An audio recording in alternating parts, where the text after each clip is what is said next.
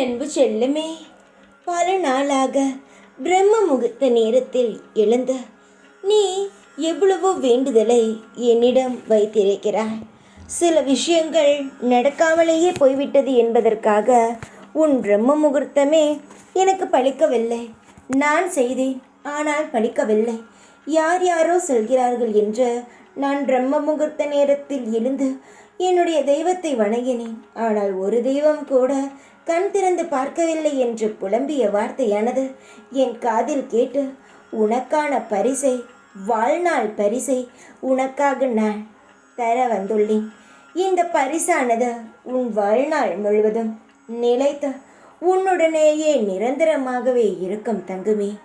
என்னுடைய அதிர்ஷ்டமான குழந்தையே, அதிர்ஷ்டம் கிடையாது என்ற மற்றவர்கள் சொன்னார்களோ இல்லையோ, நீயே உன்னை அதிகமாக சொல்லிக்கொண்டாய். எனக்கு எந்த ஒரு விஷயத்திலும் அதிர்ஷ்டம் கிடையாது. நான் ஏதாவது ஒன்றுக்கு ஆசைப்பட்டேன் என்றால் அந்த விஷயமானது எனக்கு நடக்காமல் போயிருக்கிறது. அதனால் எந்த விஷயத்திலும் நான் ஆசை வைக்க விரும்பவில்லை என்றும் சொன்னாய்.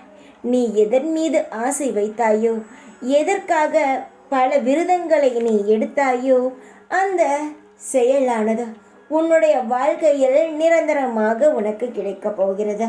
ஆசை ஆசையாக விரதம் இருந்தால் நடந்துவிடும். இந்த முறையாவது நமக்கு எல்லா தெய்வமும் ஒன்று கூடி செய்து தந்துவிடும் என்று விரதம் இருந்தாய். ஆனால் காலம் தாமதமாகிவிட்டது. அதற்காக என்னை மன்னித்துக்கொள் தங்கமே. நீ எந்த விஷயத்தை ஒன்றை நினைத்து நீ விரதம் இருந்தாயோ, எந்த விஷயத்திற்காக நீ ஏங்கி ஏங்கி அழுதாயோ, அந்த செயலானது உன்னுடைய வாழ்க்கைக்கு முழு திருப்திகரமான வகையில் கிடைக்கும். அதுவும் சீக்கிரமாக அல்ல, அது இன்றோ நாளைக்குள்ளோ உன்னிடம் நிச்சயமாகவே வந்து சேரும். பல நாள் காத்திருந்தால் இனி காக்க வேண்டிய அவசியங்களோ, நீ அழ வேண்டிய அவசியங்களோ கிடையவே கிடையாது. உனக்கு நான் வாக்கு தருகிறேன். உன் ஆசைகள் நிறைவேறும் நாள் வந்துவிட்டது. இனி எதை பற்றியும் யோசிக்காமல், தேவையில்லாமல் சிந்திக்காமல், உன்னுடைய ஆசைகளில் மட்டும், உன்னுடைய வாழ்க்கையில் மட்டும் முழு கவனத்தை செலுத்த. எல்லாமே சந்தோஷமாக நடக்கும். தைரியமாக இரு. எப்பொழுதும் உன் கூடவே இருப்பேன் நான். ஓம் சாய்ராம்.